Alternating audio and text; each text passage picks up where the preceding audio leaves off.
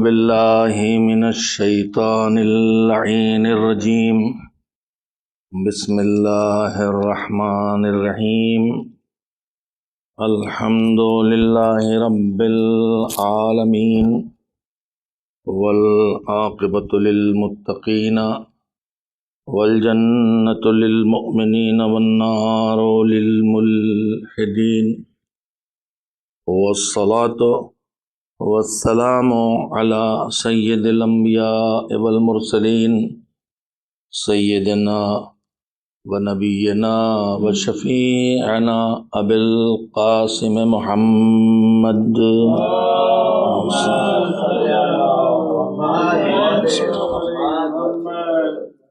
وآلہ الطیبین الطاہرین المعصومین المظلومین واللعنۃ الدائمۃ الباقیۃ علی اعدائہم اجمعین من الآن الی یوم الدین اما بعد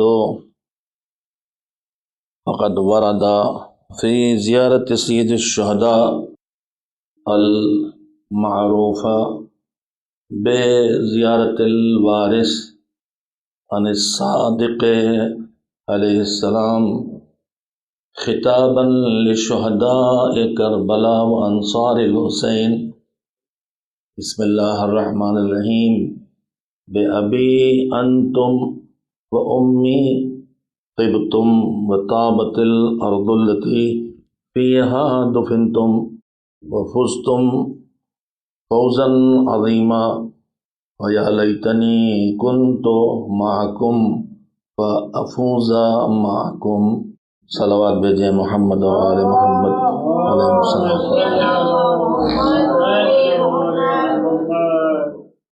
چاند رات سے جس گزارش کا آغاز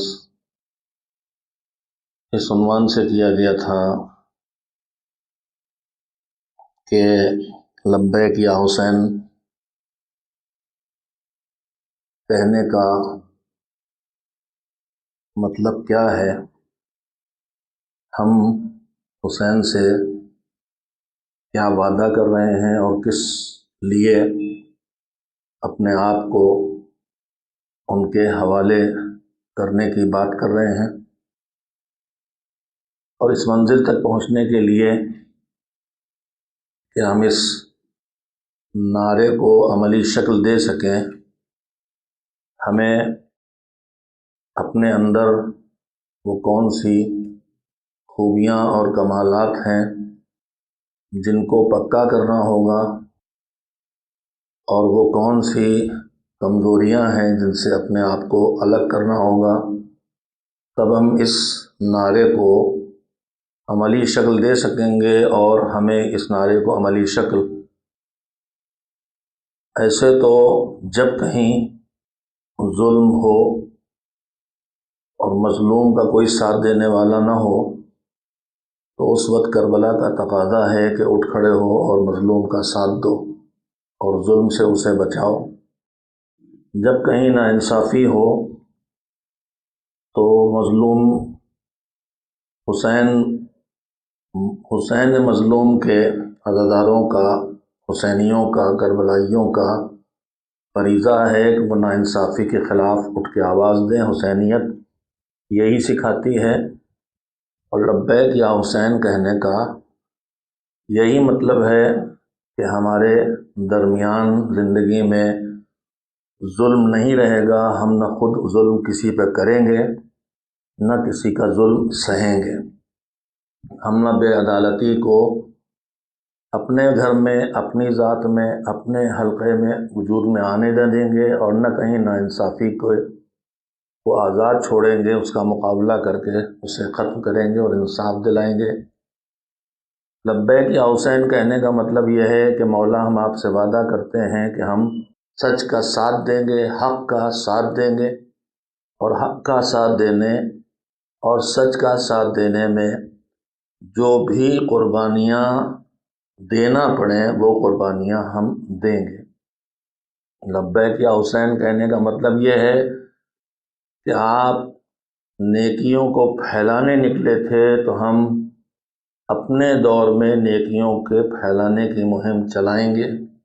آپ برائیوں کو روکنے نکلے تھے تو ہم اپنے دور میں برائیوں سے زمانے کو نجات دلانے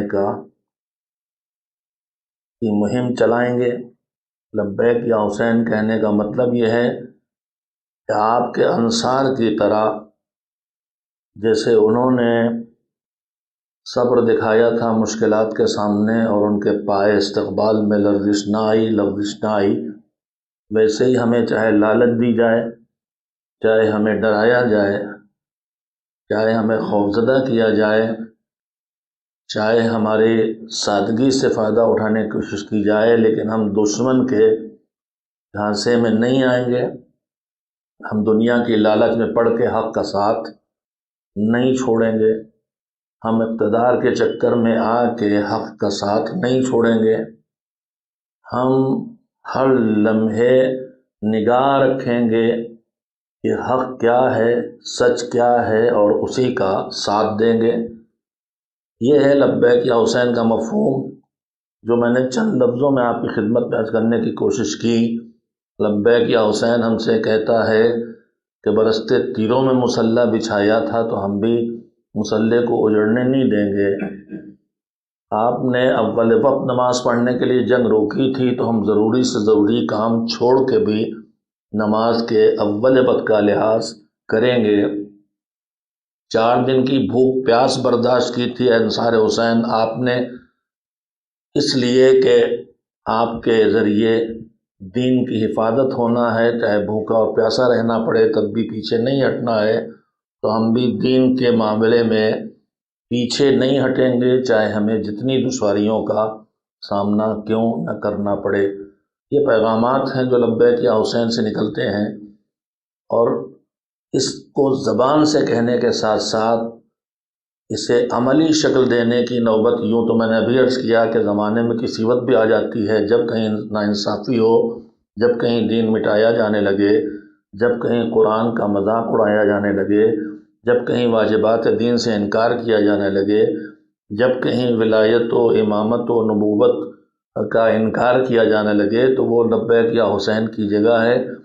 لیکن یہی مشن جو حسین نے کربلا میں شروع کیا تھا، باطل کو مٹانا، حق کو پھیلانا، ناانصافی کو، ظلم کو ختم کرنا، عدالت تک لانا، یہ مشن حسین نے جو کربلا میں شروع کیا تھا، وہ مشن حسین کے وارث کے ذریعے پایۂ تکمیل کو پہنچنے والا ہے۔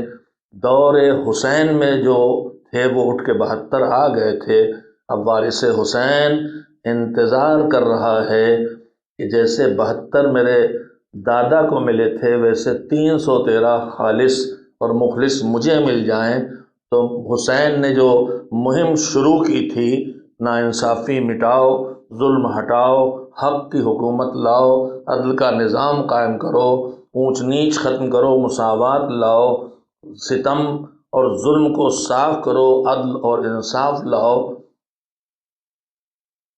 مصلحت بینی ختم کرو، حقیقت پسندی لاؤ، اس تحریک کو کمال کی منزل تک پہنچانے کے لیے، اور سارے انبیاء جس تحریک کو لے کے آئے تھے وہ یہی تحریک تھی، زمین پر عدل و انصاف کی حکومت قائم کرنا، جو صرف حکومت الہیہ کی شکل میں ہو سکتی ہے۔ اس کے لیے اب آخری امام منتظر ہے تاکہ وہ آ کے اس زمین کو ظلم و ستم سے جو بھر گئی ہے وہ عدل و انصاف سے بھرے۔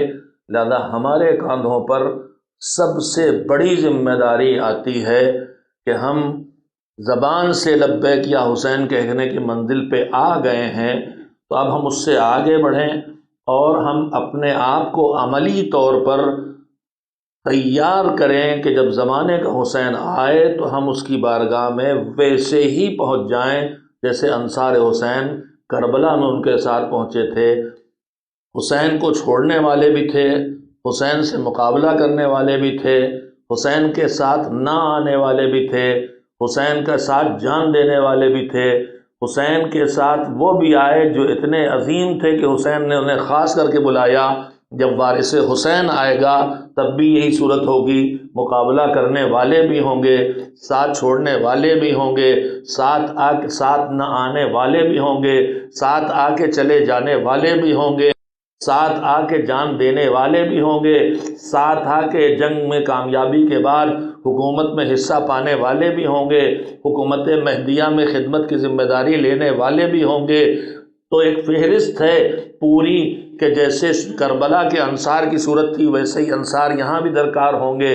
تو کربلا میں جب حسین نے آواز دی تھی اور بلا کے لوگوں کو بلایا تھا تو جیسے انسان بڑھ گئے تھے، تو ان میں وہ بد نصیب بھی تھے جو حسین کے سامنے آئے، مقابلے میں آئے، وہ بد نصیب بھی تھے جو مقابلے میں نہیں آئے مگر دل کے ان کے ساتھ تھے، ان سے راضی تھے، وہ بد نصیب بھی تھے کہ جنہوں نے حسین کی آواز سنی، حق کو پہچانا، مگر دنیا کی لالچ اور مصلحت اور آخرت کی بھول کی وجہ سے حسین کا ساتھ نہ دے سکے۔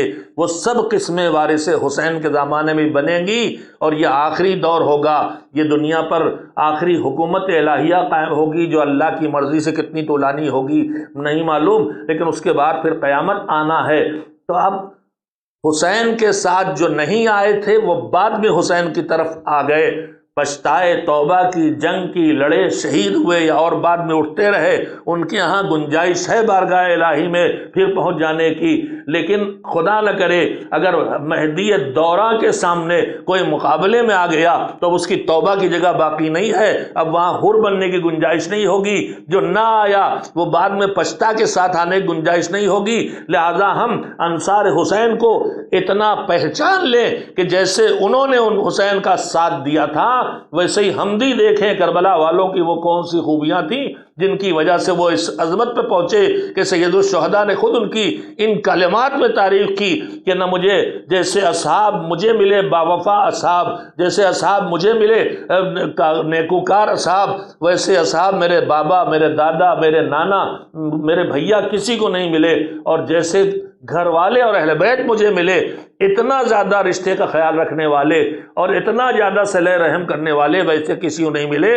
تو میرے عزیزوں ان کوالٹیز کو پہچان کو ان کو ہمیں اپنے اندر لانا۔ میں نے پرسوں سے یہ گفتگو شروع کی ہے کہ کربلا والوں کو خصوصیات کیا ہیں جو انہیں حسین تک لائے، اور کربلا والوں کے مقابلے میں جو لوگ تھے ان کی وہ بلائیں، وہ مصیبتیں، وہ ان کی خصلتیں، وہ ان کے برے کام، ان کی بری سوچ، ان کے برے اعمال وہ کیا تھے جو انہیں یزید کے لشکر میں کھینچ کے لے گئے۔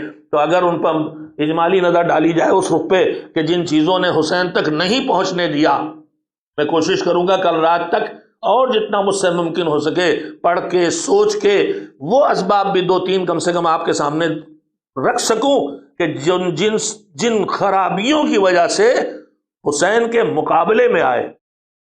مثلا اس میں جس چیز نے حسین تک واپس پہنچایا اور جس چیز نے حسین کے مقابلے میں کھڑا کیا، حسین کے سامنے مقابلے میں آ کے حسین کے لشکر میں شامل ہونے والی صفت کا نام ہے خوف آخرت کا دل میں پیدا ہونا، اور خوف آخرت کا دل میں اتنی جگہ بنا لینا کہ آدمی دنیا کا ہر نقصان اٹھا لے مگر آخرت کو برباد نہ ہونے دے، اس سے غر وجود میں آتا ہے۔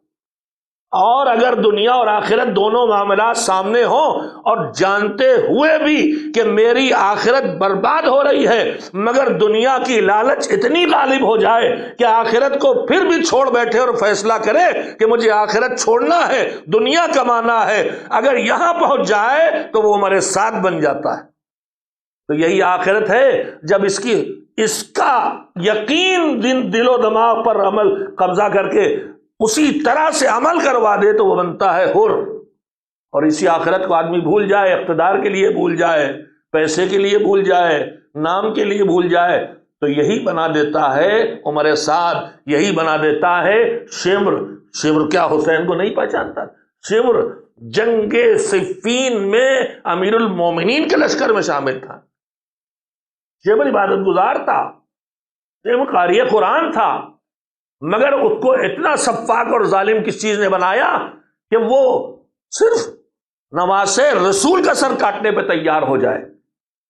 ایک ہی چیز تھی، یہ سر کاٹ کے لے جائیں گے تو ظالم بادشاہ سے بڑا انعام ملے گا۔ اب یہ انعام کی لالچ دنیا کے حقیر سی چیز کی لالچ نے اس کی آخرت کو ہمیشہ کے لیے تباہ کر دیا۔ تو حسین کے ساتھ نہ چل پانے کے پیچھے ایک بہت بڑی بیماری ہے دنیا کے چکر میں پڑ جانا اور آخرت کو بھول جانا۔ باقی ایک دو باتیں اور ذہن میں ہیں، کچھ اور پڑھوں گا انشاءاللہ۔ ہمارے علماء نے بہت محنت کی ہے اور بہت ضیاء کیا ہے، اور کوئی موضوع ایسا دین کا نہیں چھوڑا ہے کہ جس میں آدمی کچھ سیکھنا چاہے تو سیکھ نہ سکے۔ اللہ ان کی جانوں کی حفاظت کرے، ان کی آبرو کی حفاظت کرے، ان کے قلم کی حفاظت کرے، اور ہماری قوم جو ہمارے علماء سے بدگمان کر دی گئی ہے، اللہ اس بدگمانی کو دور کرے اور قوم میں صلاحیت پیدا ہو جائے کہ علماء سو اور علماء حق کے درمیان فیصلہ کرنے کی ان میں طاقت پیدا ہو جائے، تاکہ گنتی کے علماء سو کی یا نقلی علماء کی سیرت کو دیکھ کے پوری صنف علماء کے خلاف نہ کھڑے ہوں، اور فقہاء اور مراجع تقلید تک کو اتنا برا نہ سمجھنے لگے کہ جیسے وہ عصر امامت کے حق امامت چھیننے والوں کا کے ساتھ سلوک کرتے ہیں جوان، وہی کلمات فقہاء کے لیے استعمال ہونے لگے۔ اس سے زیادہ بدنصیبی کیا ہوگی؟ میں اس سے زیادہ سراحت سے نہیں کہنا چاہتا۔ جو بدزبانی کے کلمات بد دعا کی شکل میں، نعرے کی شکل میں غاصبین حقوق اہل بیت کے لیے لگائے جائیں، وہی کلمات فقہاء اور علماء اہل بیت کے لیے بھی استعمال ہو، جن کے قلم کی روشنائی شہداء کے خون سے اونچی ہے۔ خود معصومین کے ارشادات کی روشنی میں جن کا قلم نہ چلتا، تو کربلا کا خون جو ریگستان میں جذب ہوا تھا، اور جسے زینب نے اپنے خطبوں کے ذریعے اور سید سجاد نے اپنے ارشادات اور اپنی سیرت کے ذریعے شام سے مدینے تک پہنچایا، اور مدینے سے پورے عالم اسلامی پہ پھیلا، وہ وہیں ختم ہو گیا ہوتا اگر یہ علماء کا قلم نہ ہوتا اور یہ علماء کی قربانیاں نہ ہوتی۔ کربلا پہنچانے میں کس کا ہاتھ؟ زینب و سید سجاد کی سیرت کس نے منتقل کی؟ وہ علماء ہیں۔ جو کچھ بھی آج ہمارے پاس ہے وہ علماء کے ذریعے آیا ہے، لہذا ہمارے جوان کو اللہ صلاحیت دے، کوئی اسے پہچانے۔ اور میں نے عرض کیا کہ کربلا میں جن باتوں پر حسین نے خصوصی قدردانی کی اور ائمہ نے خصوصی قدردانی کی ہے، اس میں ایک دین کی سمجھ کا اپنے اندر پیدا کرنا ہے، جسے تفقہ کہا جاتا ہے۔ حبیب ابن مظاہر کا جیسا استقبال اہل حرم حسینی نے کیا ہے، کسی آنے والے مجاہد کا نہیں کیا ہے، یہ بتانے کے لیے کہ فقیہ آیا ہے تو اس سے بڑھتر کوئی نہیں۔ اگر اس سے بڑھتر کوئی ہوتا تو اس کا استقبال بھی اسی شان سے ہوا ہوتا۔ میں نے گزشتہ 2 دنوں سے یہ بات عرض کرنا چاہی تھی کہ کربلا والے تو تمام خوبیوں کے مالک تھے، پورا دین جو کچھ سکھاتا ہے وہ سب ان کے اندر تھا۔ اگر ان کی صفات کو گنایا جائے تو ان کی خوبیوں اور صفات اور کمالات کو گنانے کے لیے جلدوں کی جلدیں درکار ہیں، اور لکھی گئی ہیں جلدوں کی جلدیں، انہیں چند منٹ کی تقریروں میں نہیں دہرایا جا سکتا، چند مجلسوں میں نہیں پیش کیا جا سکتا۔ لیکن ان میں سے کم میں نے کوشش کی کہ وہ کمالات اور خوبیاں اہل بیت علیہ السلام کی کہ جن کو خصوصی برتاؤ کا معصوم کی طرف سے حقدار بنا دیا، کم سے کم وہ آپ کے سامنے پیش کر دوں، یا جن خوبیوں اور خصوصیات کا معصومین نے ان کے بارے میں ان کی خوبیوں کے درمیان سے تذکرہ کیا ہے وہ آپ کی خدمت میں پیش کر دوں۔ اس سلسلے میں نے آپ کی خدمت پہ کل حضرت ابو الفضل العباس سلام اللہ علیہ السلام سے مربوط زیارت کے فقرے اور معصومین علیہ السلام چوتھے امام اور چھٹے امام کے ارشادات کو اجمالی طور پر پیش کیا تھا کہ کون سی خوبیاں ہیں کہ جو اس سردار لشکر میں پائی جاتی ہیں۔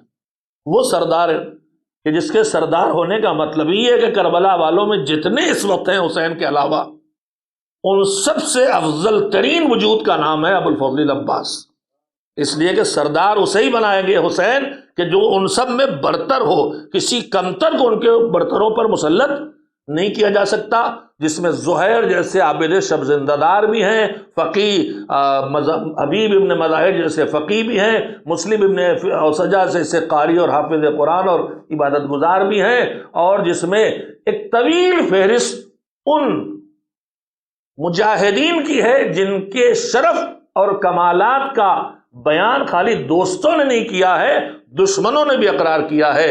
صبح کی پہلی جنگ کے بعد جب لشکر حسین پر تیر بارانی ہوئی، اس میں بڑی تعداد شہداء مجاہدین کی شہید ہوئی، جو بچے کچے لوگ تھے وہ ایک ایک کر کے مقابلے میں لڑنے کے لیے آ رہے تھے، اور ان کے مقابلے میں یزید کی لشکر سے جو آتا تھا مارا جاتا تھا، نزدیک آیا تو مارا گیا۔ اس وقت ظالم کے لشکر کے سرداروں میں سے خولی، یا ممکن ہے کوئی دوسرا ایسی ظالموں کے ناموں میں بڑا نام، اس نے مرتبہ دو جملے کہے اپنے لشکر سے۔ دیکھیے، ایک ہوتی دوست کی گواہی، ایک ہوتی ہے دشمن کی گواہی۔ دوست کی گواہی سے بہت زیادہ قیمتی ہوتی ہے دشمن کی گواہی۔ دوست کی بات میں آدمی سوچتا ہے دوستی نبھا رہے ہوں گے، تعلقات نبھا رہے ہوں گے، اگر دشمن کوئی گواہی دے دے تو پھر اس میں کسی شبہ گنجائش نہیں رہ جاتی۔ یہ دشمن ہے، یہ ان کی تعریف کر رہا ہے، ان کے فیور میں بات کر رہا ہے، تو اس سے اونچا کچھ نہیں ہو سکتا۔ بات آئی ہے تو میں عرض کرنا چاہوں گا کہ اہل بیت شرف اور کمالات کی ان منزلوں پہ تھے، اور ان کے تربیت شدہ ان کے اصحاب کرام بھی شرف اور کمالات کی ان منزلوں پر تھے کہ ان پر نگاہ ڈالیں، خالی پوری تاریخ اس لحاظ سے پڑھیں کہ کہاں کہاں دشمن نے ان کے شرف کا اقرار کیا ہے، تو آپ کو ہر پیڑھی میں، ہر نسل میں، ہر طبقے میں آپ کو اہل بیت کے اور ان کے اصحاب کے وہ ملیں گے لوگ جن کے عظمتوں کا اقرار دشمن نے کیا۔ میں اپنے نوجوانوں کے ذہن کو تھوڑا سے، بڑی دیر سے میری تقریر یکساں کر رہی، ایک چھوٹے سے واقعے کا سہارا لے کے ذہنوں کو نزدیک لے آؤں۔ دشمن کی گواہی، اور میں عرض کر رہا ہوں انصار حسین پر صرف دوستوں کی گواہی نہیں ہے، صرف ائمہ کی گواہیاں نہیں ہیں، بلکہ دشمن کی گواہیاں بھی ہیں۔ دشمن کی گواہی کی قیمت دیکھیں کیا ہوتی ہے۔ جنگ صفین میں جب معاویہ کا لشکر اور مولا علی کا لشکر آمنے سامنے آئے، معاویہ کا لشکر صفین کے میدان میں پہلے پہنچ گیا۔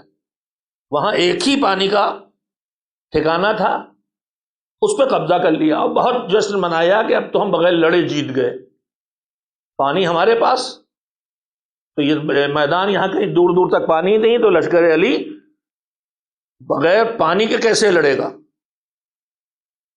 حالانکہ یہ نادان تھے، انہیں نہیں پتا تھا کہ اسی علی کی نسل حسین آنے والا، جس کے ساتھ علی کے ساتھ تو بہت بڑا لشکر ہے، چھوٹا سا لشکر 4 دن کی بھوک پیاس میں بھی ایسے لڑا کہ بڑے لشکر کے فوجی دیواروں سے کوفے کے ٹکرائے۔ انہیں اندازہ نہیں تھا، آپ لڑیں گے کیا، یہ تو اسی پیاسے مر جائیں گے۔ پانی قبضہ کر لیا، جشن منا رہے تو مولا علی لشکر پہنچا، معلوم ہوا پانی قبضہ کر لیا۔ پہلے بھیجا کہ ان سے کہو کہ پانی جنگ کی چیز نہیں ہے، فوراً جنگ نہیں شروع کی مولانا۔ دیکھیے نا، بار بار میں اپنی مجلسوں میں بات کر رہا ہوں کہ آج ہمیں بدنام، اسلام کو بدنام کیا جاتا ہے، تلوار پہ پھیلا، شمشیر پہ پھیلا، جنگجو لوگ ہیں، ہر جگہ مار پیٹ پہ آگے جاتے ہیں۔ غلط پیش کیا گیا ہے، غلط پیش کیا گیا ہے۔ پانی پہ قبضہ تھا، مولا علی نے پہلے بھیجا کہ جا کے بات کرو، پانی چھوڑے، وہ بھی پیے ہم بھی پیے، جنگ نہیں چھڑی۔ جب وہاں میسج گیا اور انہوں نے کہا نہ، ہم پانی پہ تو قبضہ نہیں چھوڑیں گے، تمہیں پانی نہیں ملے گا، تب مولا علی نے کہا کہ اب لڑنا پڑے گا۔ چھوٹا سا رسالہ تیار کیا، ان کے اوپر ایک پرجوش خطبہ دیا، جاؤ بڑھو، لڑو اور لڑ کے چھین لو پانی۔ گئے، جا کے چھین لیا۔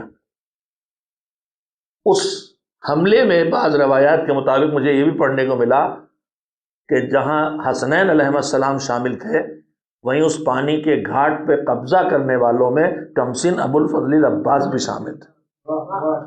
شاید علی ابھی سے پال رہے تھے کہ میرے اس بیٹے کو ابھی تو ان کے ساتھ لشکر، اسے تو اکیلے فرات کے گھاٹ پہ قبضہ کرنا ہے، شاید تربیت ابھی سے دے رہے تھے۔ قبضہ ہو گیا۔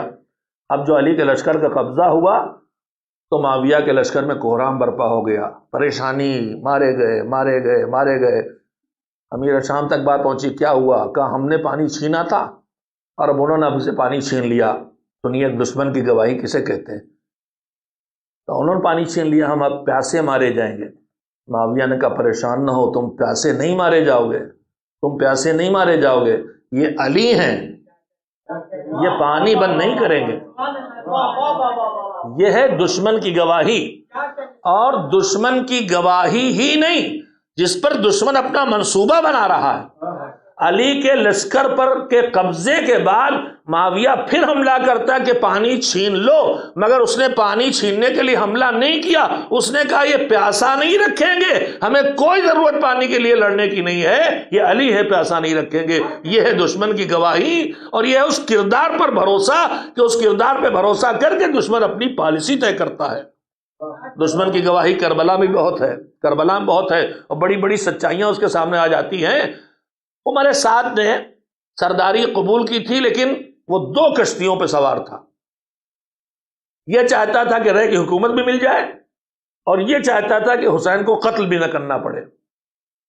کسی نے بہت اچھا تجزیہ کیا ہے کہ کربلا میں 3 کردار ہیں۔ ایک یزید کا کردار ہے کہ باطل پہ ہے اور اڑا ہے، ایک حسین اور حسینیوں کا کردار ہے کہ حق پہ ہیں اور کھڑے ہیں، ڈٹے ہیں، اور ایک یہ عمر سعد کا کردار ہے کہ ادھر بھی ہے ادھر بھی ہے، چاہتا ہے حکومت بھی جائے نہ جائے، اور چاہتا ہے کہ حسین بھی ناراض نہ ہو۔ کہا یزید باطل پہ جمع، تو باطل پہ جم کے بھی جو پانا چاہتا تھا اس نے پایا، تھوڑے دن کے لیے صحیح۔ حسین ڈٹے حق پہ تو قیامت تک کے لیے حق کی کامیابی حاصل کی، مگر عمر سعد ادھر بھی رہا ادھر بھی رہا، تو نہ اس کی آخرت اسے نصیب ہوئی نہ اس کی دنیا اسے نصیب ہوئی۔ انصار حسین کربلا اور حسین اور حسینیت ہمیں درس دیتی ہے کہ حق و باطل کے درمیان جھلم الیقین بن کے مت کھڑے ہو، طے کرو کہ حق یہ ہے تو وہاں کھڑے ہونا ہے، اس لیے کہ یزید کے ساتھ کھڑے ہونے کی کوئی ہمت نہیں ہے۔ جس نے فقرہ لکھا ہے بڑا جری تھا، اس نے کہا میں اپنے آپ کو ٹٹولتا ہوں تو نہ میں اتنی برائیوں تک پہنچا ہوں جو یزید مجھے بنا دے، اور نہ میری خوبیاں میرے آئیں کہ مجھے حسین بنا دے۔ ہم میرے اندر تو مجھے ہر جگہ عمر سعد دکھائی دیتا ہے، یہ بھی ٹھیک یہ بھی ٹھیک یہ بھی ٹھیک یہ بھی ٹھیک۔ حسینی کے درمیان یہ ڈلم الیقین کیفیت نہیں ہونا چاہیے۔ حق کو پہچانو تو حق کے لیے کھڑے ہو جاؤ، چاہے اکیلے تمہیں کھڑا رہنا پڑے اور دنیا تمہارے مقابلے میں آ جائے۔ ایک صلوات بھیجئے محمد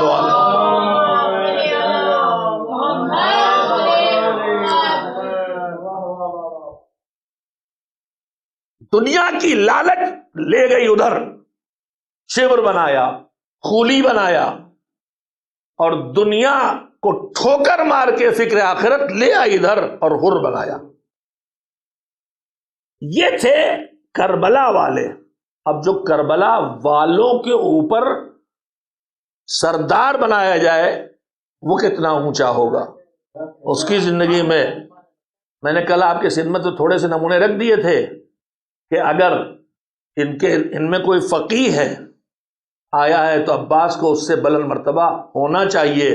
تو میں نے عباس کے بابا کے کلمات آپ کے سامنے رکھے تھے کہ مولا علی نے فرمایا کہ عباس قد زق العلم زقن زقا، جیسے چڑیا بھراتی ہے کہ پیٹ پوری طرح بھر دیتی گنجائش نہیں چھوڑتی، ویسے ہی عباس کو تو خوب علم کھلایا پلایا گیا ہے، اور جہاں جس گود میں جائے وہاں سے علم ملنے والا ہو، جس گود میں جائے وہاں سے، اگر معصوم گود میں نہیں جاتے، زینب کبریٰ کی گود میں جاتے تو وہاں بھی تو امام یہ کہہ رہا انت عالمۃ غیر معلمہ، یہ بھی عالمہ بہن ہے۔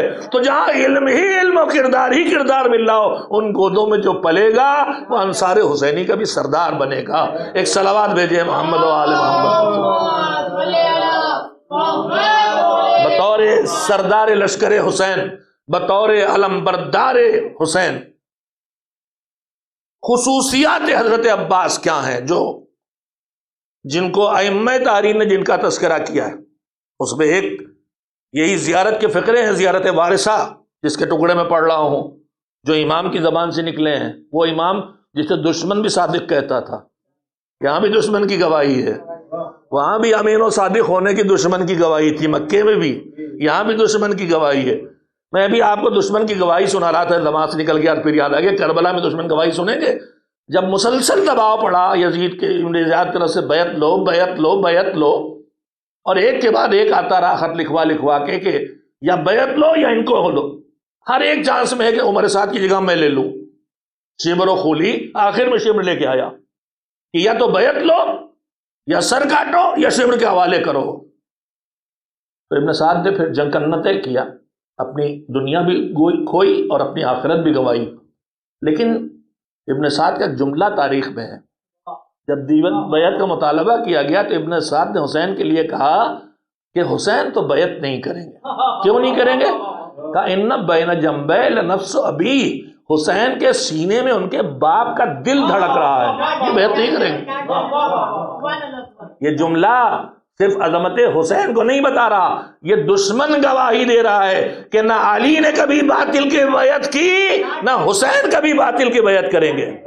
ماضی کو طے کر دیا ابن سعد کے دشمن کے جملے نے کہ باطل کے سامنے حق نہیں چھپا، ماضی کو طے کر دیا دشمن کی گواہی نے۔ اور حسین نے جب کہا مثلی لا یبایع مثل یزید، میرا جیسا یزید جیسے کی بیعت نہیں کرتا، تو حسین نے ماضی کا فیصلہ بھی کر دیا، حال کا فیصلہ بھی کر دیا، مستقبل کا فیصلہ بھی کر دیا کہ کبھی حسین جیسا یزید جیسے کے سامنے نہیں جھکے گا۔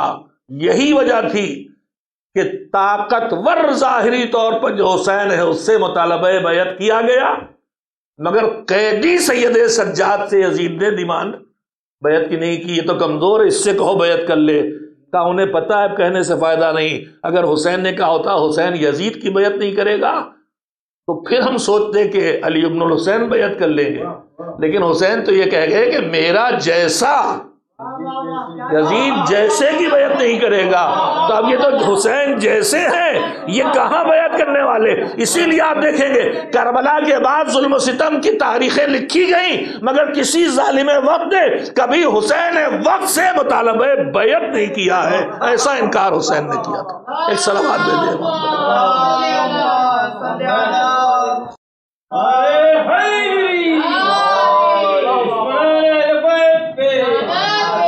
انصار حسین کی عظمتوں پر دشمن کی گواہی سنیے، یہی خولی یا انہی میں کا کوئی بھائی دونوں مرتبے ہیں، ایک اوپر جانے کا منزل ہے، ایک نیچے والی اسفل السافلین، تو نیچے والی جو منزل ہے انہی میں انہی کا کوئی ہم مرتبہ ہم رتبہ۔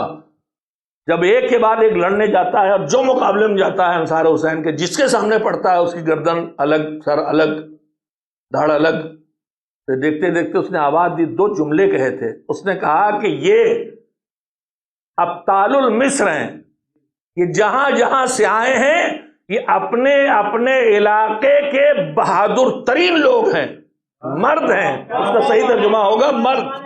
اس نے کہا یہ اپنے علاقوں کے مرد ہیں، وہ اصحاب البصائر، یہ خالی ان آنکھوں سے نہیں دیکھتے ہیں، اللہ نے انہیں دل سے دیکھنے کی آنکھیں دی ہیں، یہ تم سے کبھی نہیں ہاریں گے،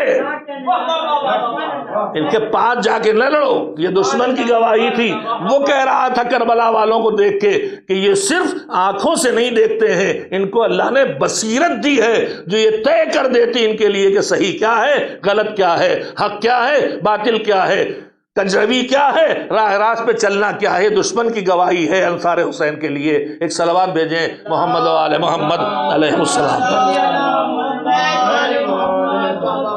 میں نے جستا جستا آپ کی خدمت میں کچھ انصار کے بارے میں، کچھ انصاب کے بارے میں، کچھ اہل بیت کے بارے میں، ان صفات کمال کا تذکرہ کیا جنہوں نے ان کو حسین کے لیے حل من ناصرین کی صدا زبان سے نہیں بلکہ پورے عمل سے لگانے کی منزلوں تک پہنچا دیا تھا۔ اب اس میں جو سرداری لشکر کے لیے منتخب ہوا اس کے لیے دعا یہی زیارت وارثہ۔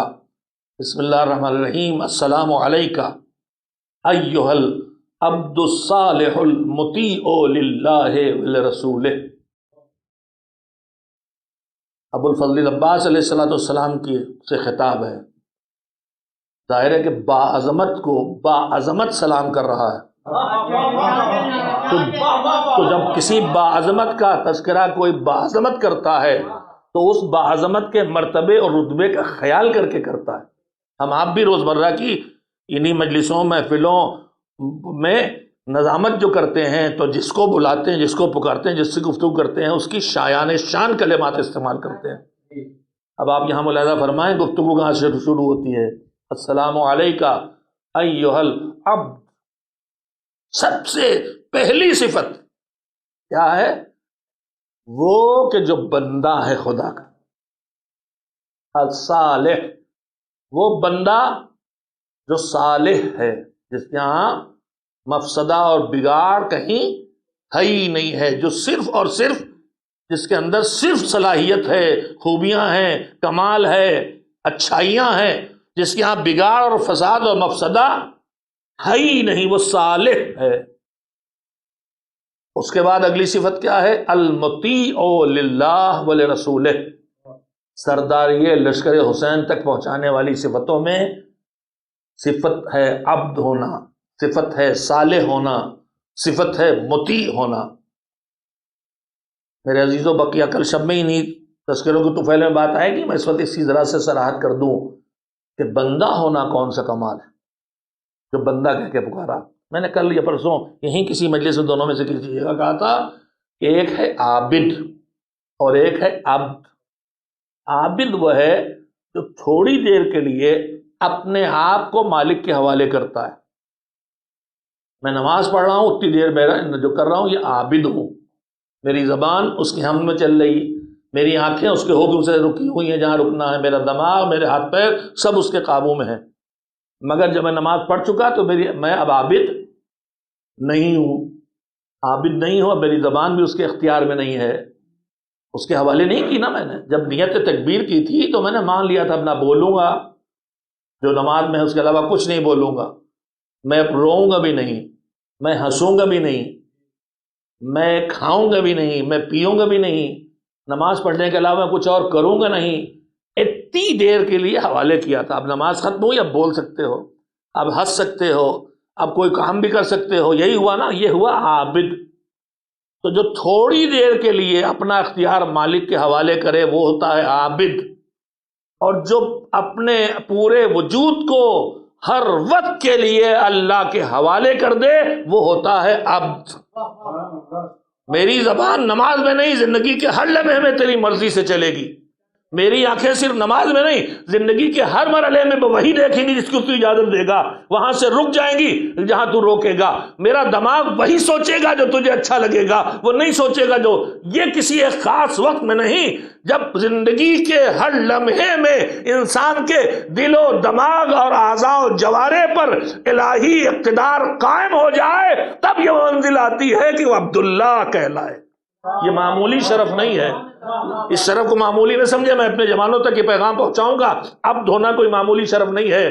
میں آپ سے پوچھتا ہوں پوری کائنات میں اللہ نے جسے سب سے افضل بنایا وہ کون؟ جواب یہ نور محمدی، حضرت محمد مصطفیٰ صلی اللہ علیہ وآلہ وسلم۔ افضل ترین اللہ نے پوری کائنات میں انبیاء و مرسلین سمیت جن کو جو بھی کمال اور فضیلت دی ہے وہ ساری فضیلتیں ان کو ملی ہیں، ان کے پاس ہیں۔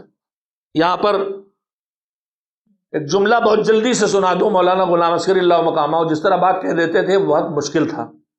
عام طور پہ کہا جاتا ہے کہ وہ تمام کمالات جو آدم میں تھے اور نوح میں تھے، ابراہیم میں تھے اور موسیٰ میں تھے، وہ سب حضرت محمد مصطفیٰ صلی اللہ علیہ وآلہ وسلم میں جمع تھے۔ وہ فرماتے تھے نہیں، یہ صحیح بیان نہیں ہے، وہ صحیح بیان نہیں ہے۔ اس جملے سے پہلے ایک چھوٹی سی مثال دینا چاہتا ہوں۔ میں گلشن میں گیا، میں نے گلاب کا خوبصورت سا پھول دیکھا، اچھا لگ رہا ہے، خوشبو آ رہی، ایک بیلے کا، ایک چمیلی کا، ایک گیندے کا، دسیوں پھول ڈالے، سب اچھے لگ رہے ہیں۔ تو ان میں جو اچھے لگ رہے ہیں، کسی کا رنگ اچھا ہے، کسی کی خوشبو اچھی ہے، کسی کا ڈیزائن اچھا ہے، یہ خوبی ان کی اپنی ذاتی ہے کہ نہیں؟ ذاتی ہے۔ لیکن اب میں جو لے کے آیا کہ اس میں کوئی میرے لیے تحفہ لے کے آیا گلدستہ بنا کے، ادھر سے گلاب بھی توڑا، ادھر سے چمیلی کا پھول بھی لیا، ادھر سے بیلے کا بھی لیا، ادھر سے موگرے کا بھی لیا، ادھر سے گیندے کے جتنے ہوتے جمع کیے گلدستہ۔ میں نے کہا بڑا پیارا گلدستہ، بڑا خوبصورت گلدستہ، بڑا اچھا گلدستہ، مگر اس گلدستے میں اس کی ذاتی خوبی ہے یا ان پھولوں کی خوبیوں سے گلدستے میں خوبی آئی ہے؟ ذاتی کچھ نہیں گلدستے کا، ان پھولے سے جو مل کے بنا ہے وہ ان کا مجموعہ ہے۔ تو گلدستے میں جو حسن آتا ہے وہ بکھرے ہوئے پھولوں کا آتا ہے، پھولوں کا ذاتی ہوتا۔ اگر یہ کہا جائے کہ پیغمبر خدا میں انبیاء و مرسلین کے کمالات جمع تھے تو اس کا مطلب یہ ہوگا خوبی ادھر کی تھی ادھر آئی، کہ یہ صحیح تعبیر نہیں ہے، یہ اول مخلوق ہیں۔ اللہ نے ان کے نور کو خلق کیا اور جب ان کے کمالات تقسیم ہوئے، پسینہ بن کے نکلا قطرے نبوت پر، تو کہیں آدم خلق ہو گئے، کہیں ابراہیم خلق ہو گئے، کہیں نوح خلق ہو گئے۔ ان کے کمالات ان میں جمع نہیں تھے، ان کے کمالات ان میں بانٹے گئے تھے تو انبیاء وجود میں آئے۔ ایک صلوات بھیجیں محمد و آل محمد۔ تو جتنے کمالات کائنات میں کسی کو ملے تھے وہ سب ان کے پاس تھے، اور پھر اللہ نے انہیں کچھ خصوصیتوں سے نوازا جو کسی اور کو نہیں دی، جو خصائص النبی کے نام سے کتابیں موجود ہیں کہ ہمارے پیغمبر صلی اللہ علیہ وآلہ وسلم کو اللہ نے جن خصوصیات سے نوازا ہے، اللہ نے جن خصوصیات سے نوازا جو اور کسی نبی کو خصوصیات نہیں ملی۔ مختلف چیزیں ہم ان کے اس وقت پیش کرنے کا وقت نہیں ہے، اور ائمہ طاہرین میں بھی سارے کمالات ان کے درمیان مشترک تھے، لیکن کچھ خصوصیتیں ہر معصوم کو اللہ کی طرف سے الگ سے ملی تھیں۔ ایک صلوات بھیجے محمد و آل محمد۔ پھر سے توجہ دیں، میں نے عرض کیا کہ سارے کمالات جو کہیں بھی تھے وہ اس نور سے شروع ہوئے، اس نور کو ملے۔ پھر اللہ نے نور محمدی کو ان کمالات سے بھی نوازا جو کمالات کسی اور کو نہیں ملے، جو خصائص النبی کہلاتے ہیں۔ ان کمالات میں ایک کمال کا اور فضیلت کا نام ہے معراج۔ معراج خاتم المرسلین کے علاوہ کسی کو نہیں ملی۔ اب یہ بتائیے کہ اللہ نے جتنے کمالات دیے ہیں ان کا تذکرہ کیا قرآن میں، لیکن کوئی کمال دینے پر اس نے فخر اور ناز نہیں کیا۔ ہم آپ روزمرہ کی زندگی میں دیکھتے ہیں، مثلا شاعر آ کے اپنا کلیجہ نکال کے شعرا شعر کہتے ہیں۔ اب شعرا شعر پڑھ رہے ہیں، دو چار شعر کے بعد ایک شعر پہ ہم بڑی زور تعریف کرتے ہیں، سبحان اللہ، واہ واہ کیا شعر کہا آپ نے۔ خطیب مجلس پڑھ رہا، وہ تو اپنے دماغ دل کی طاقت لگا کے ہر بات پیش کر رہا ہے، لیکن اس کے 10-20 منٹ کے بعد آپ ایک سبحان اللہ کہہ دیتے ہیں۔ کوئی شکایت کرے کہ اتنی دیر سے ہم آپ کے سامنے پوائنٹس رکھ رہے ہیں، اب آپ کو یہی ایک بات ملی سبحان اللہ کہنے کی۔ شاعر کہے کہ ہم نے 20 سے سنا دیا، خالی 2 پہ آپ نے کہا واہ واہ سبحان اللہ، تو جواب یہ ہوگا کہ بھائی آپ کا جو فن ہے، آپ کا جو ہنر ہے، فن انگریزی والا نہیں اردو والا، آپ کا جو ہنر ہے، ٹیلنٹ جو جب آپ اپنے اس ہنر اور اس آرٹ میں کوئی اونچی چیز پیش کرتے ہیں، کوئی خاص پوائنٹ پیش کرتے ہیں، تو ہم کہتے ہیں سبحان اللہ۔ ہم باغ میں گئے، ہم گلشن میں گئے، پھول ہی پھول چاروں طرف لگے، ہم ایک مرتبہ بہت خوبصورت، بہت بڑا سا بڑا خوش رنگ تر و تازہ گلاب کا پھول دکھائی دیتا، ہم ایک دم سے کہتے ہیں سبحان اللہ۔ ہر پھول پہ سبحان اللہ نے کیوں نہیں کہا مولانا صاحب؟ سب تو اللہ کے بنائے۔ ارے ہم نے کہا سب اسی کے بنائے، مگر یہ نمونہ ہے اس لیے زبان سے نکل گیا سبحان اللہ۔ تو کسی کے کام میں جب کوئی اونچی چیز نمونے کے طور پہ سامنے آتی ہے تو زبان کہتی ہے سبحان اللہ۔ اچھے شعر پہ سبحان اللہ، اچھے نکتے پہ سبحان اللہ، اچھے پھول پہ سبحان اللہ، اچھی بات پہ سبحان اللہ۔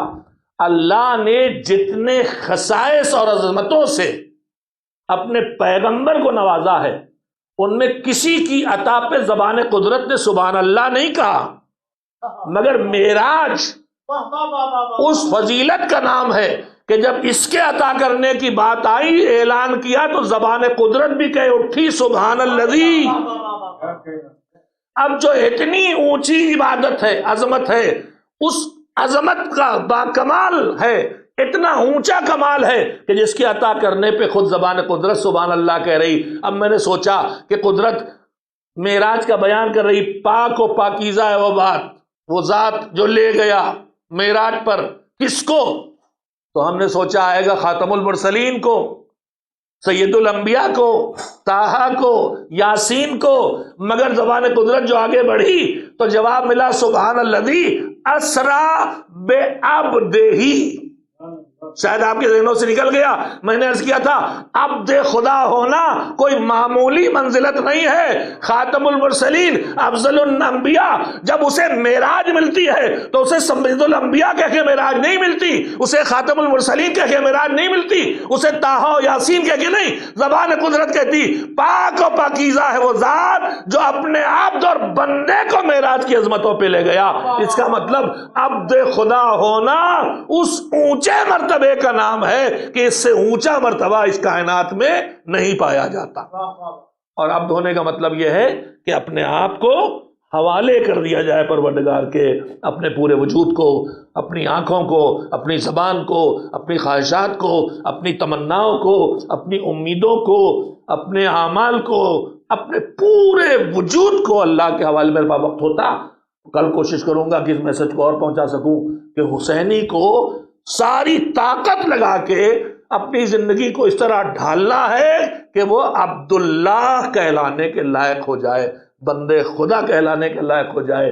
اس لیے کہ صاحب فضل و کمال ابو الفضل العباس سے جب گفتگو امام نے شروع کی سلام کی شکل میں تو آواز دی ایھا العبد، یعنی وہ کہ جو سراپا تسلیم تھا اپنے مالک کے سامنے، الصالح جس کی زندگی میں کوئی کمی سوائے اچھے کاموں کے دکھائی نہیں دیتی، المطیع جو تابع ہے، اطاعت کرنے والا ہے، للہ ولرسولہ.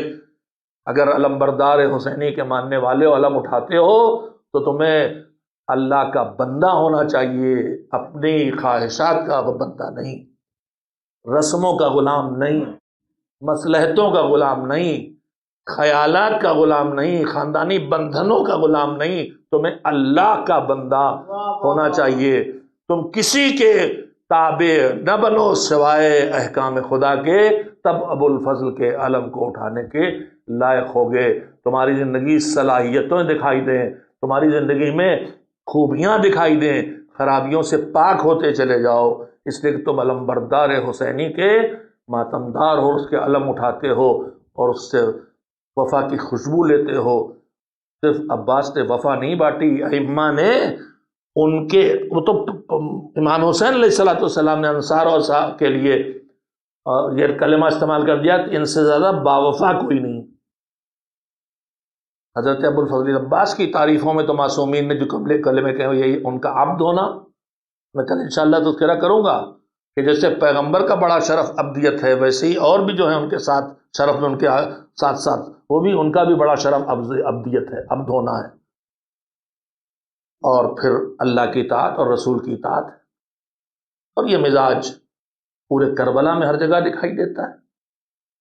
مولا کی چشم و ابرو کے اشارے پر راضی رہنے والے دل سب کا یہی چاہ رہا ہے کربلا میں کہ سب سے پہلے مجھے مرنے کو موقع مل جائے. کربلا میں کوئی ایسا نہیں ہے جو اس فکر میں ہے کہ میری جان تھوڑی دیر اور بچ جائے. کربلا میں جتنے ہیں میں سب سے پہلے میدان میں جاؤں. مائیں جتنی ہیں ان میں کوئی یہ نہیں سوچ رہی کہ میرا بچہ بچے کیسے. ساری رات انہوں نے یہ سنبھالنے، یہ سمجھانے میں گزاری ہے کہ بیٹا سب سے پہلے صبح تم جانا، سب سے پہلے تم جانا. دیکھو کوئی تم سے آگے نہ جانے پائے کربلا کی ماؤں کے علاوہ. اب اللہ نے پھر ان کربلا کی ماؤں جیسی مائیں پیدا کی ہیں جو سیدہ زینب سے لے کے اور عتبات حسینی تک اور کاظمین و سامرہ تک کی وقت کے یزیدوں سے حفاظت کرتے ہوئے اپنی جانیں میدان میں دیتے، جنہیں کوئی پہچان بھی نہیں پایا ہے. یہ کربلا والے جیسے تھے، انہی کی کنیز ماؤں کی گود میں نکلے ہوئے ہیں. یہ لبیک یا حسین اپنے عمل سے کہہ رہے ہیں. میرے عزیزو آج 9 محرم کی شب ہے، یعنی جیسے جیسے ایام ادا اختتام پہ پہنچ رہے ہیں ویسے ہی تاریخ عاشورہ کی شہادتوں کا سلسلہ بھی اپنے اختتام پہ پہنچ رہا ہے. ہمارے بزرگوں نے ترتیب شہادت کو پیش نظر رکھتے ہوئے بظاہر ان تاریخوں کو مرتب کیا کہ آغاز میں اصحاب کی شہادت اور اس کے بعد انصار حسین، اور انصار حسین میں جو ترتیب شہادت کربلا میں دیکھنے کو ملتی ہے وہی ترتیب شہادت بیان شہادت میں بھی آ جائے. اور اس میں جو حسین سے جتنا نزدیک اسے اتنی دیر تک اس دنیا میں جینا پڑا، جو حسین سے جتنا قریب ہے اسے حسین کی بارگاہ میں دیر میں اجازت ملی. اور انہی میں ایک حضرت علی اکبر ہیں جو صبح سے اجازت چاہتے ہیں مگر اذن نہیں ملتا، اس لیے کہ جو مصیبتیں حسین پہ پڑ رہی ہیں وہی مصیبتیں اس پہ پڑیں گی جو دیر تک جیے گا. جتنا پیاسے حسین ہیں اتنی دیر انہیں پیاسا رہنا ہے، جتنے زخمی حسین اتنے زخم انہیں کھانا ہے، جتنی لاشیں حسین اٹھائیں اتنی لاشیں انہیں اٹھانا ہے. اکبر کو اب قاسم کے جسم کے ٹکڑوں کے آ جانے کے بعد اب بچے ہی کوئی نہیں ہے، اب تو اکبر کے جانے کی باری ہے ہی ہے، لہذا اجازت دے دی گئی اجازت دے دی گئی اور اکبر سے کہا گیا کہ جاؤ خیموں کے اندر جنہوں نے تم کو پالا ہے ان سے مل کے اجازت لے کے آؤ۔ وہاں سے اجازت مل گئی، اکبر آئے، اپنے بابا سے بھی رخصت ہوئے، بابا نے بھی بازو پکڑ کے گھوڑے پہ سوار کر دیا، مگر اب بے چینی اپنے اختتام پہ ہے۔ مالک اب حسین کی فریاد سننے والا کوئی نہیں، سب سر کٹا کے سو چکے ہیں، بس ایک اکیلا مالک ہے۔ اور حسین اپنی اس کیفیت کو اپنی بہنوں کی طرف منتقل بھی نہیں کرنا چاہتے، تنہائی میں سر اٹھایا، ہاتھ اٹھائے، مالک گواہ رہنا، اب اسے بھیج رہا ہوں کہ جو تیرے رسول سے سب سے زیادہ ملتا تھا۔ میری بے چینی بڑھتی تھی نانا کو ملنے کی تو تیرے اس غلام کی شکل دیکھ لیتا تھا۔ اکبر نے تیزی سے گھوڑا دوڑایا تاکہ بہت مشکل سے اجازت ملی ہے، جوانی کا جوش ہے، مگر ایک مرتبہ کانوں میں آواز آئی کوئی گرا ہے، کوئی گرا ہے۔ گھبرا کے مڑ کے دیکھا کون ہے، دیکھا بوڑھے بابا زمین سے کان جڑتے اٹھ رہے ہیں، وہ بابا کہ جن کی کمر ٹوٹنے کے بعد بھی جوان بیٹا بازو پکڑنے کو تھا، مگر اب وہ بیٹا بھی نہیں ہے۔ ارے اتنے بوڑھے نہیں ہیں یہ، ابھی ان کی عمر 57 سال کی ہے، مگر مصیبتوں نے انہیں ایسا کر دیا ہے کہ جیسے کوئی بوڑھا ہوتا ہے، کمر جھک چکی ہے، آنکھوں کا نور بھی ابھی چھن جانے والا ہے۔ کہ بابا یہ زحمت کیوں؟ کا بیٹا تم نہیں سمجھ سکتے، جاؤ بس مڑ مڑ کے اپنا چہرہ دکھاتے رہنا۔ اکبر آئے، مشکل سے موقع ملا تھا، خوب لڑے، لاشوں کے ڈھیر لگا دیے، مگر لڑتے لڑتے ایک مرتبہ خیال آیا کہ اپنے بابا کی جو اذیت بابا اٹھا رہے ہیں وہ لوگوں کو پتہ چل جائے۔ واپس آئے، بابا پیاس لگی، تھوڑا پانی مل جائے، یہ تو کوئی بچہ بھی نہیں کہے گا۔ اکبر کو پتا ہے پانی نہیں، کیوں آئے ہیں؟ کیوں آئے ہیں؟ اپنے چاہنے والوں کو بتانے کے لیے آئے ہیں۔ آئے بابا پیاس لگی، کا بیٹا پانی کہاں ہے؟ تم اپنی زبان میرے منہ میں رکھو، شاید کوئی چین مل جائے۔ اکبر نے اپنی زبان بابا کے منہ میں رکھی،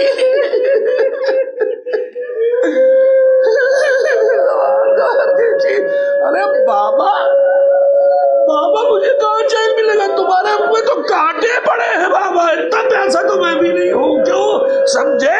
5 محرم سے خیموں میں پانی نہیں آیا تھا، 7 محرم کی صبح سے تو سکینہ اور باقر تک پیاسے تھے، مگر زینب اور حسین تو کب سے پانی چھوڑ چکے، نہیں پتا کہ پانی نہیں بچوں کو پہنچ جائے۔ حسین کی پیاس کتنی پیاری پرانی نہیں معلوم، مگر حسین نے خود کہا تھا وقت رخصت اپنے بیمار بیٹے سے کہا تھا ہمارے شیعوں کو سلام کہنا اور کہنا جب ٹھنڈا پانی پیے تو اپنے پیاسے آقا کو یاد کر لے، اور کہا تھا بیٹا شدت عطش سے تیرے بابا کی ہے کہ اپنی نگاہوں کے سامنے ایک سیاہی کا ستون ہے جو آتا جاتا ہے۔ بیٹیا بیٹا بس اب جا، اب دادا جامے کو سر شراب کرے۔ اکبر پھر ٹوٹے لشکر پہ، سر اڑنے لگے، دشمن پہ قابو ہے، پریشان ہے۔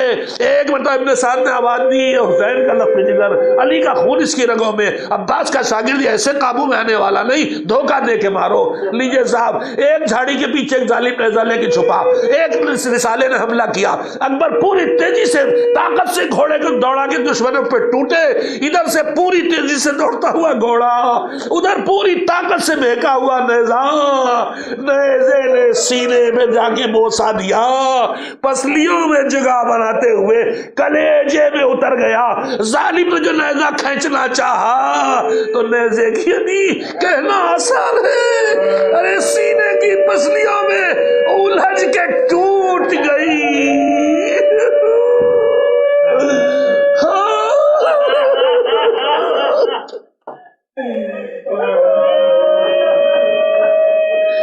اکبر کو بس یہ خیال ہے میرے بابا کو میری لاش لے جانے کی زحمت نہ کرنا پڑے، اب بدن میں طاقت نہیں، گھوڑے کے گلے باہیں ڈال دی، مجھے خیموں تک پہنچا دے۔ گھوڑا تیزی سے دوڑا، ظالموں نے گھیر لیا، زندہ اکبر کے جسم پر تلواروں کی بارش ہو گئی۔ مقتل لکھتے ہیں قطعوہ اربن ارما ارے زندگی میں اکبر کے جسم کے تلواروں سے بوٹی بوٹی کاٹ ڈالی گئی، اگر گھوڑے سے پامال قاسم ہوئے تھے تو وہی کیفیت اکبر کی۔ ارے زمین سے گرے، یہ نہ کہا بابا مدد کو آؤ، کہا بابا آخری سلام، بابا آخری سلام۔ حسین کے کانوں میں آواز پہنچی، کمر پکڑ کے چلے۔ ارے بھیا کی موت نے کمر توڑی تھی، رخت جگر کی آواز نے نور بصارت کم کر دیا۔ یا علی یا علی، ارے کبھی نجف کے علی کو پکارا ہوگا بابا بازو پکڑ کے پہنچا دو جلدی سے، کبھی کربلا کے علی کو پکار رہے بیٹا کچھ دکھائی نہیں دیتا، آواز دیتا کہ تیرے سہارے پہنچ جائے۔ ارے حاجرہ نے بھی ایڑیاں رگڑتے بچے کو دیکھا تھا، مگر جب نزدیک پہنچی تو پانی ابلتا دیکھا۔ ارے اکبر کی ایڑیاں رگڑتے دور سے حسین نے دیکھا، مگر جو قریب پہنچے تو سینے سے خون ابلتا۔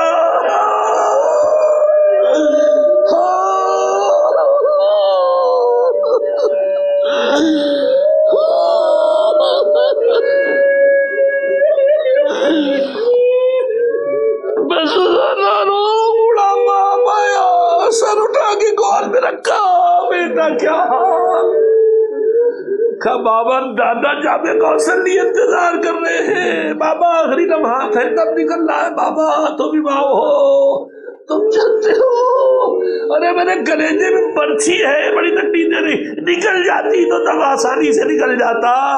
ہائے حسین نے کتنا توڑ دیا، تیر چڑھا کے زخم جگر میں ہاتھ ڈالا، کلیجہ بھی ساتھ نکل آیا۔ دم باپ کی گود میں، بوڑھے باپ کے گود میں کریل جوان نے توڑا، کلیجے سے لاش لگائی کہ خیموں تک لے جائے، مگر ٹکرانے اتنا تلواروں سے ٹکڑے ٹکڑے جسم تھا کہ کلیجہ لگا کے جو چلے تو زمین پہ پیر کھینچ رہے تھے، لاش رکھ دی۔ اب بوڑھے باپ سے اکیلے لاش نہیں اٹھتی، بنی عاشق کے بچے آؤ آؤ آؤ، ننھے ننھے بچے آئے، بھیا کے جسم کے ٹکڑوں کو سنبھال سنبھال کے خیموں تک پہنچایا۔ لاش اکبر خیمے پہنچی، واہ علی اکبرا، واہ علی، امیدیں ختم ہو گئی، اب کوئی نہیں ہے۔